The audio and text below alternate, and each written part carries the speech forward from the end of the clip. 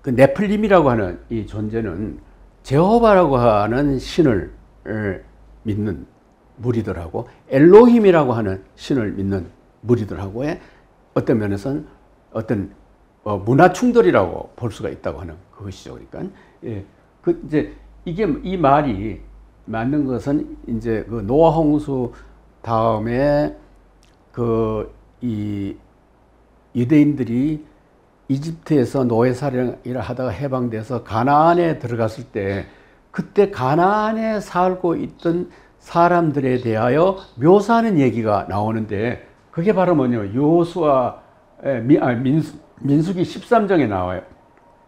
보세요. 그 땅에 사는 족속은 힘세며 우리는 아나크 자식들을 거기서 보았습니다.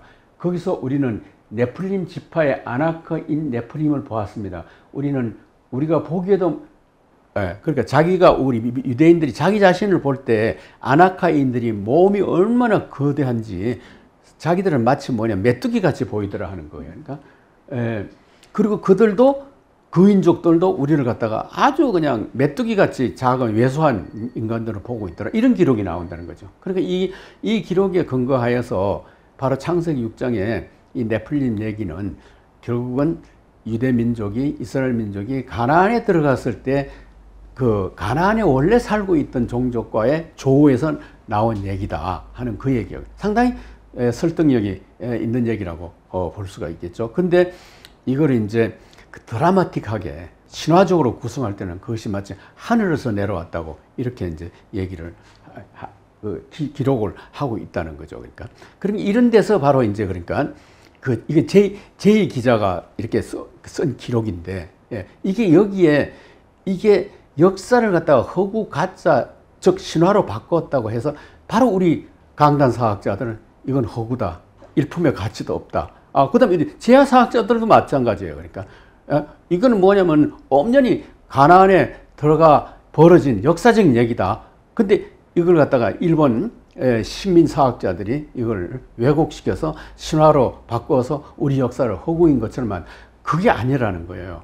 그게 아니라는 거예요. 그러니까 이 제 기자는 이런 역사적인 사건을 신화적인 것으로 바꿔놓은 거죠. 그러니까 그러면 그 신화적으로 바꿀 때 그러면 역사를 왜곡시키고 역사를 허구화시키려서 그랬다는 게 아니라는 그것이죠. 그러니까 바로 이렇게 이 역사를 신화로 바꿔놓고 다시 그 신화를 역사로 또 둔갑시키고 이러한 신화와 역사 간에는 이런 피드백적 구조를 가지고 있어야지 어느 하나가 어느 하나를 부정하면은 그것은 바로 역사 이해가 아니라는 거죠. 이건 차라리 오늘 같은 4차 산업 시대에 이 현실의 세계와 가상의 세계가 서로 맞물려 돌아가야 하는 그 메타버스라는 게 그거 아닙니까? 그러니까 맞물려 들어가야 한다는 그거와 똑같은 얘기예요. 그러니까 신화는 가상의 세계이고 역사는 현실의 세계예요.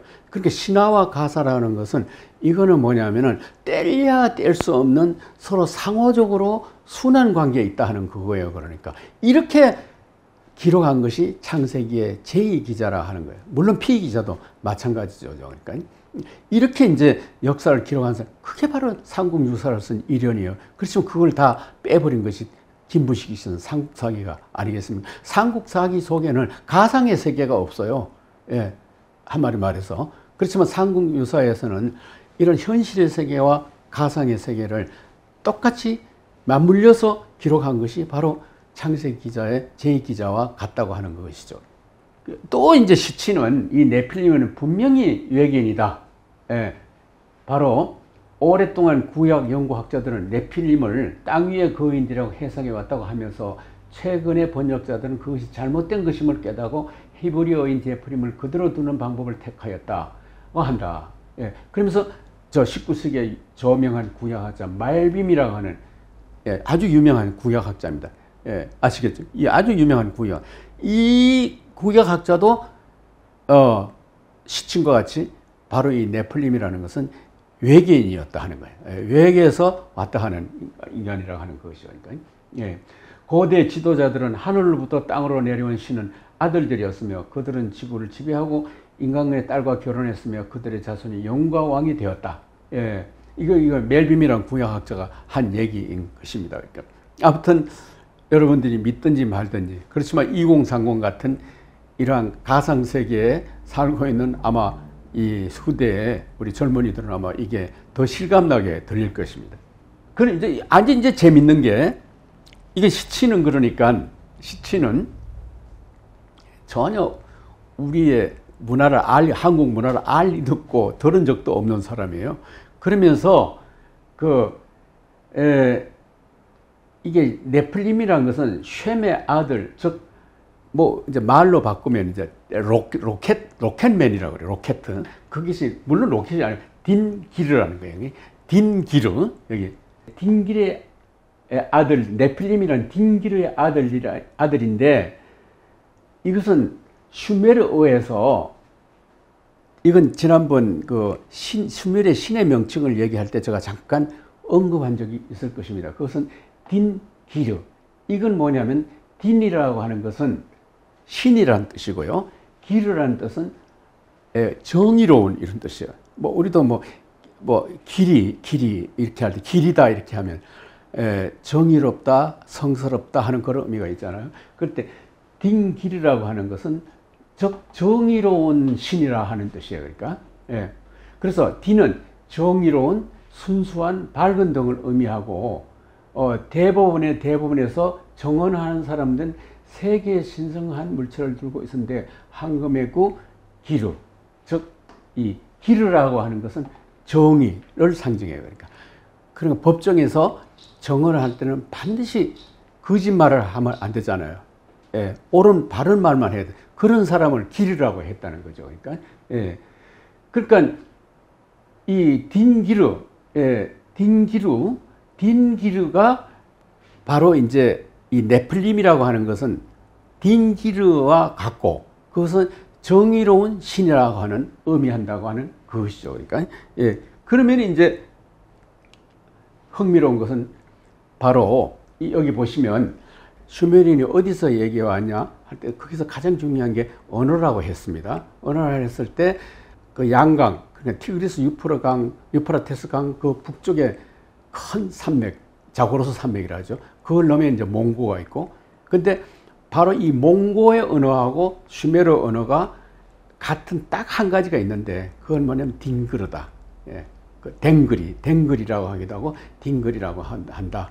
그리고 바로 우리의 그 당군이라는 말은 그 뭐 두말할 것 없이 몽고의 댕글이라는 말을 한자로 전음시킨 거다 하는. 이거는 뭐 저 얘기가 아니라 국내 언어학자들이나 역사학자들이나 동의하는 바예요. 그러니까 그렇다고 해서 뭐 국내 학자들이 이 당군이 뭐 슈메르하고 각자는 얘기하지 않아도 슈메르하고 몽고하고 같다고 할 때 이 딩기르만은 이건 확실하다고 보고 또 딩기르하고 댕글이 당군하고 같다는 것은 우리 국내 학자들도 인정하는 바예요. 그러니까 이렇게 세 과정을 넘어왔을 때 이 딩기르는 우리의 당군래 댕글이었고 그것이 이제 한문으로 변해서 당군이 됐다 하는 것인데 바로 여기에 서령 문자 기르가 이렇게 생겼어요.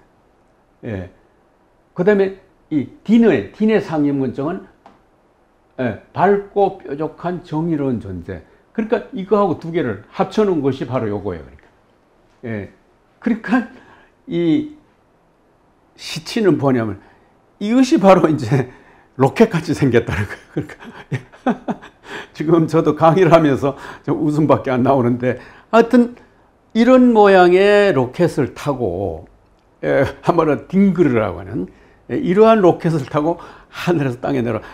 여러분 다시 경고하는데 이건 저 얘기가 아니고 시친이 이제 주장하는 것이고 우리 이건 뭐 전 세계 어디에 사람도 얘기할 수 있는 한국에서 태어난 그래도 슈메르를 조금 아는 사람만이 얘기할 수 있는 얘기겠죠. 그러니까 그렇다고 해서 뭐 그 시친이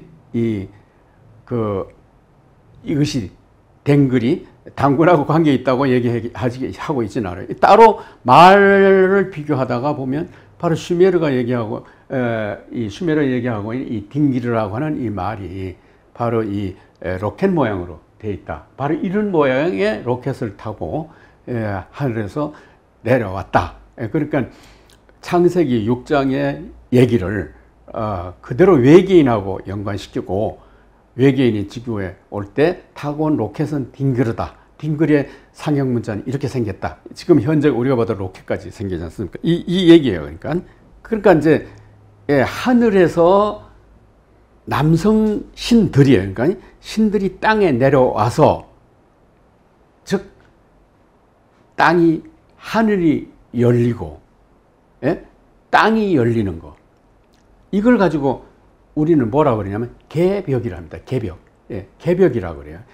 아까 제가 말씀드린 에누마 엘리시라고 하는 말은 다른 말로 바꾸면 개벽이라는 말과 같아요. 그러니까 개벽이라고 할 때에 그 주인공은 바로 여자들이 아니고 남자들이었다는 거죠. 하늘에서 남자신이 내려와서 땅의 여자들 만나서 이제 결합을 해서 이 자식들이 생겨났다고 하는, 이제 이게 에노마 엘리시라고 하는 말이에요. 그러니까 쉽게 얘기하려면은 개천, 개벽, 그 개천, 개벽. 그럼 개는 하늘이 열리는 거고 벽은 땅이 열리는 거잖아요. 그러니까 에누마 엘리시라는 것은 개벽을 두고 얘기하는 거. 우리 쉽게 얘기하면, 또 뭐 우리는 이제 개벽도 후천 개벽, 뭐 선친 개벽이 있지만 그렇게까지는 얘기하지 않더라도, 그러니까 그 갈대아 창세기 설화에서 창세기 설화를 얘기할 때마다 에누마 엘리시 이렇게 얘기해요. 그건 뭐냐면 그때의 왕권이 하늘에서 내릴 때, 이 말이에요. 에누마 엘리시라는 말은 그때의 왕권이 하늘에서 내릴 때, 이 왕권이라는 것은 남성 왕권입니다. 아주 중요한 건 남자의 왕권이지, 이건 절대 여자의 왕권이 아니에요. 그러니까 즉 하늘의 문이 열려서 여성은 암흑기로 접어든다고 하여 이를 여성 탄압 시발점으로 보고 여성학자들이 이 말을 대각 부각시켰습니다. 인류 문명사의 남녀 성대결 전환이 에누마 엘리시를 기점으로 발생했다는 것입니다. 이걸 가지고 뭐냐면 에누마 엘리시, 별들의 전쟁이다 이렇게 얘기해요. 이걸 이 에누마 엘리시라는 건 결코 지금부터 4, 5천 년 전에 지나간 얘기가 아니고요. 지금은 그 반대로 에누마 엘리시가 개벽이 아니라 벽계가 되고 있어요. 땅이 위로 올라가고 하늘이 밑으로 내려오는, 즉 그러니까 여성 상위 시대, 여러분 그 강남역에서의 성혐오 살인 사건 아시죠?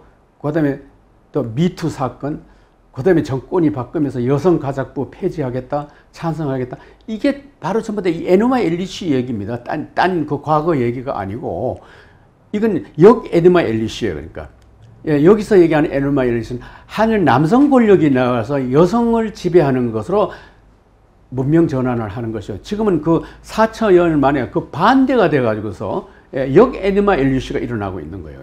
그러니까 절대로 슈메르 고대사 얘기를 지나간 과거로 봐서는 안 되고요. 지금 현재 일어나고 있는 사건을 봐야 돼요.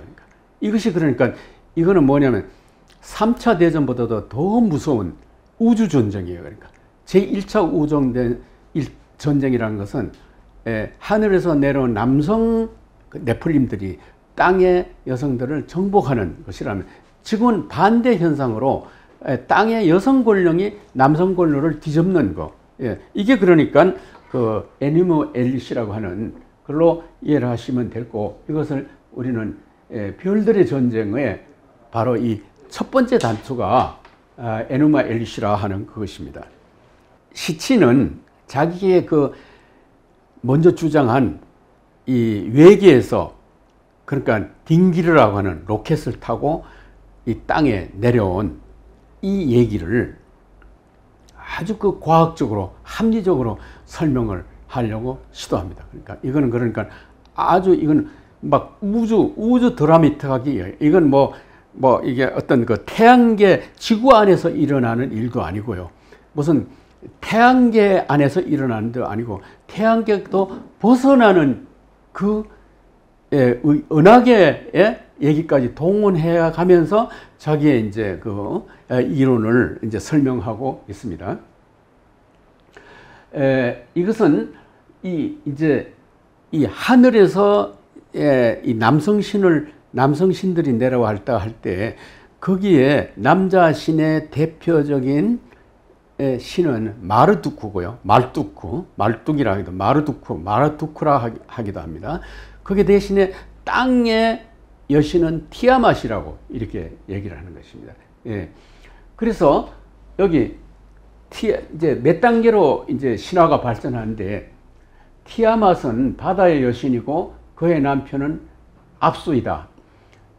그러니까 티아맛의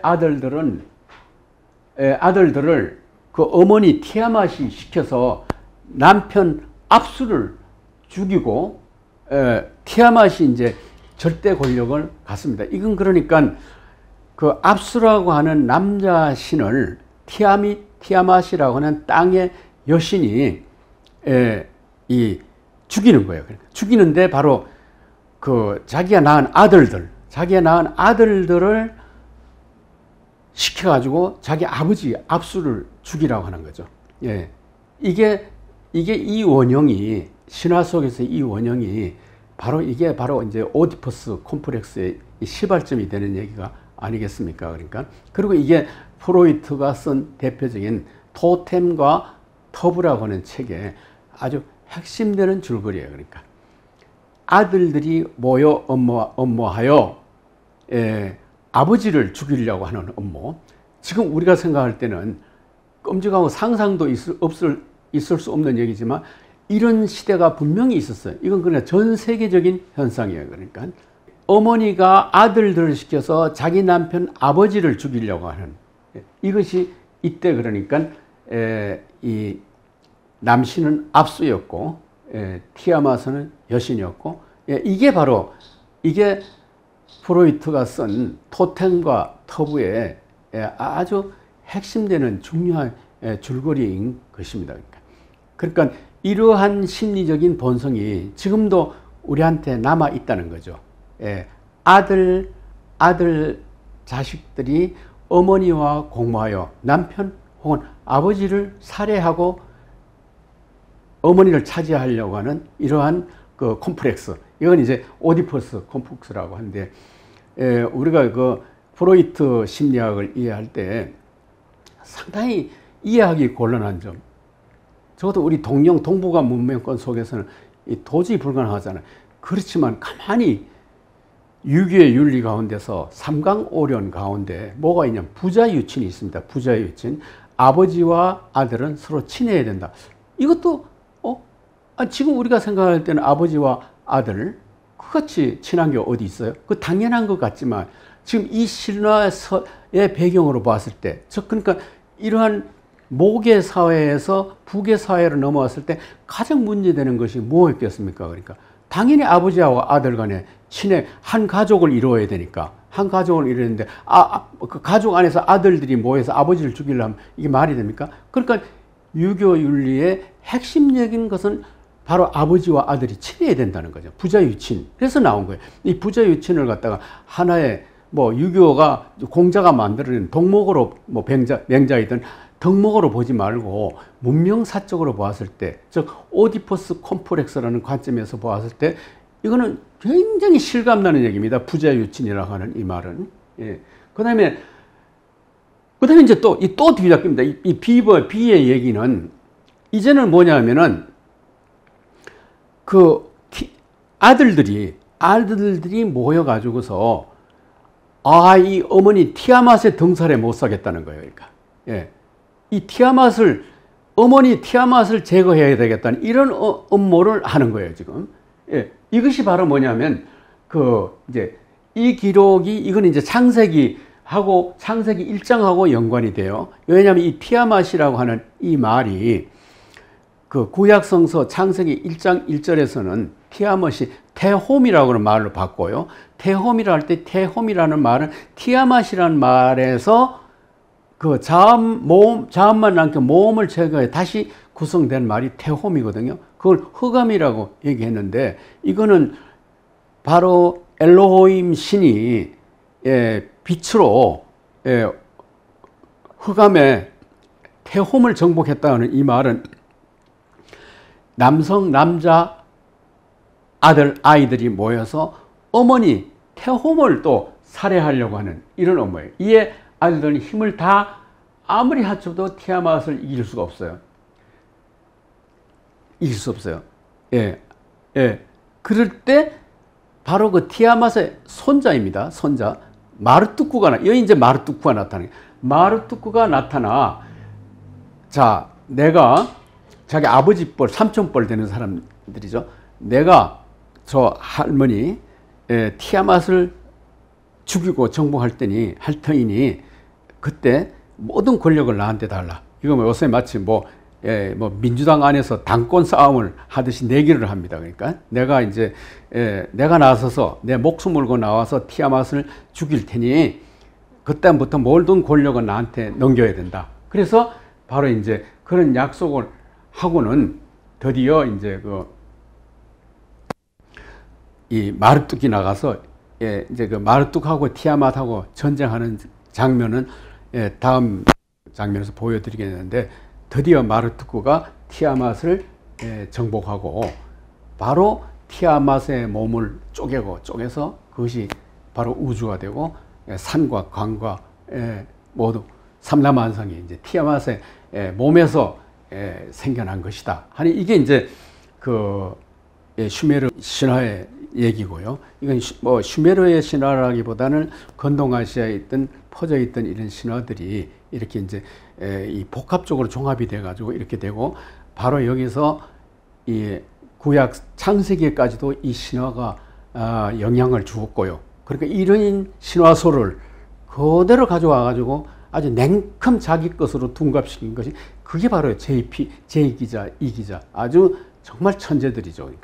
그러니까 그야말로 이거 그 티아맛을 갖다 태홈이 흑암이라는 말로 딱 둔갑을 시키고 그다음에 이제 마르투크는 누굽니까? 바로 그게 이제 야훼 엘로힘 신이겠죠. 그러니까 신이 그러니까 바로 태홈을 정복하고 깨버려서 이 우주가 창조하듯이 이 바벨로니아 슈메르 신화에서는 마르투크가 티아맛의 몸을 갈갈이 찢어 우주를 창조하였던 얘기나 그 구조가 똑같다고 볼 수 있고 그러니까 이게 바로 에누마 엘리시예요. 그러니까 여성 학자들, 정신학자들은 이건 바로 이때서부터 이 신화에서부터 문명사적으로 여성 탄압이 시작된 거다. 그렇지만 아셔야 될 것은 이것은 큰 문명의 전환에서 한 곱이 넘어오는 거예요. 아까 보셨지만은 티아맛은 자기 아들 동원해가지고 또 자기 남편 압수를 죽이잖아요. 그러니까 아들들이 또 어머니를 죽여가지고 또 이거는 하나의 문명 전환 과정에서의 하나의 한 틈이지 그 틈만이 절대적인 게 아니에요. 지금 바로 그러니까 뭐 여성 혐오 사건이라든지 미투라든지 여성가족부 폐지랑 이건 지금 와가지고 지금 또 문명 전환이 생기는 거 아니에요. 그 반대로 여성 상위적인 여성이 도리어 남성을 탄압하는. 그래서 이거 선거에서까지 우리나라 선거에서까지 이게 그대로 그냥 이대 남이냐 뭐 요새 뭐 개딸이냐 하면서 이 양극화되어 있는 거나 똑같다고 보셔야 되고요. 이렇게 초고도의 역사하고 지금 바로 현재 지금 여기서 일어나는 거하고 반드시 이걸 결합시켜서 그걸 갖다가 융화시킬 때 여기서 새로운 이제 글쓰기 방법이 나오는 겁니다. 이게 바로 역사예요. 이렇게 되지 않는 건 역사가 아니에요. 이게 우리 강단사학자나 제약사학자들이 하는 짓은 정말 촌스럽고 낡아 빠진 털 속에 갇혀 있다고 하는 그겁니다. 이건 이제 제가 지금까지 한 얘기들을 제가 반복한 것이고요. 그러니까 지금까지 강의를 제가 요약을 할 것 같으면 에누마 엘리시의 시각에서 보았을 때 이런 큰 문명 전환, 그러니까 여성 상위 시대에서 다시 남성 상위 시대로 문명 전환이 하고 지금 이 시점은 다시 또 이것이 뒤바뀌는 시대다. 바로 이걸 두고서 선천 시대, 후천 시대라 한다는 것이고요. 그러니까 에누마 엘리시라는 말은 쉽게 이야기해서 뭐 개벽, 이렇게 얘기해도 좋습니다. 그러니까 하늘이 열리는 것은 개고 개천, 땅이 열리는 것은 벽. 그래서 개벽 사상과 결국은 같다. 그러니까 우리의 이 개벽 사상이라고 하는 것도 이런 문명 전환에 어떤 우리 사회가 가부장 제도에서 모계로, 모계에서 가부장제로 바뀌는 그러한 문명 시각에서 봐야 되고, 그 다음에 유교윤리라고 하는 것도 부자유친, 그 다음 보세요. 부부유별이라고 하잖아요. 부부유별. 부부유별이라고 하는 것, 이 신화로 볼 것 같으면은, 이게 지금 억제 어떤 제도에 의해서 결혼이라는 것을 만들어서 뭐 선보고, 뭐 함 들어가고, 뭐 다시 결혼하고, 이러한 절차를 복잡하게 만든 것도 얼마나 이 남자라고 하는 존재하고 여자라는 존재가 이 성적으로 결합하기가 얼마나 어렵다는 걸 의미해요. 그리고 바로 이렇게 이 얼기설기 이렇게 만드는 결혼이라는 것이 얼마나 그것이 편의적이고 깨지기 쉬운가라는 것을 의미하는 것이 되는 거죠. 바로 그걸 방지하기 위해서 상강오련이라는 것이 생겨났다. 북무유신, 뭐 친구들 간에는 신의가 있습니다. 이것도 꼭 마찬가지예요. 이건 뭐냐면 모계 사회에서는 지금과 같이 아버지, 어머니가 자식을 놓고 한 가정에 사는 것이 아니고, 아버지는 그냥 씨만 뿌려놓고 막 사라져 버려요. 그럼 어머니가 자식들 기른단 말이에요. 어머니는 자식들 기르다가 한 성년식이라 해서 한 18세, 19세 집에서 쫓아내요. 쫓아내면 이 아들들은 그만 외지에 돌아다니면 떠돌이가 되는 거죠. 이 떠돌이들이 모여서 만든 것이 바로 그 폴리스라고 하는 도시를 만드는 거예요. 그러니까 각 외지에서 모여가지고 하나의 폴리시 도시 안에서 들어와 사니까 절대 신뢰, 신이라는 게 있을 수가 없잖아요. 그러니까 북무유신이라는 말이 생길 수밖에 없어요. 그러니까. 그 우리는, 친구들이야말로, 그건 뭐 저절로 그만큼 좋은 우애가 어디 있는가. 그건 벌써 이미 그렇게 된 제도 속에서 살기 때문에 그 말이 새롭게 들리지 않지만, 이게 북에서 모계, 모계에서 북으로 넘어가는 그 시대 상황으로 봐서는 이 남자 아이들이 그 모계 사회에서, 아마존에스 사회에서는 반드시 그 자기가 태어난 지역에서 떠나야 돼요. 떠나면 떠돌이가 되는 거예요. 떠돌이가 되면 여자 집에 들어가서 대릴 사이로 들어가서 살아야 돼요. 그러니까 결국은 전부 다가 남끼리예요. 그러니까 신이라는 것이, 신뢰라는 것이 가장 중요한 거로 부각되는 거죠. 그 다음에 이제, 그래서 북무유신이 생기는 데고, 그 다음에 이제 국가라는 걸 만들어야 되겠는데, 이게 우리 같이 뭐 배달민족이라서 한 땅에서 뭐 이렇게 계속 대를 이어나가는 것도 아니고, 온갖 떠중이들이 모여서 나라를 세워가지고 왕을 뽑으려니, 바로 왕은 신하들을 믿을 수가 없고, 신하들은 언제나 왕을 갖다가 전복시키려고 그러고, 그러니까 군신주의라고 하는 이와 같은 그 규범을 만들어 놓지 않으면 안 되잖아요. 그러니까 우리가 이 상강오련이라는 것을 맹자가 그렇게 연역적으로 그렇게 말을 했으니까 지켜야 된다, 이렇게 생각하지 말고, 이러한 에누마 엘리시라는 시각에서 보았을 때 우리의 이 윤리 규범이라는 것이 왜 생겨났고, 그렇다면 오늘날 우리가 사는 우리들은 어떻게 새로운 윤리 규범을 만들어낼 거냐 하는 그런 고민을 해야 될 거 아니겠습니까? 예.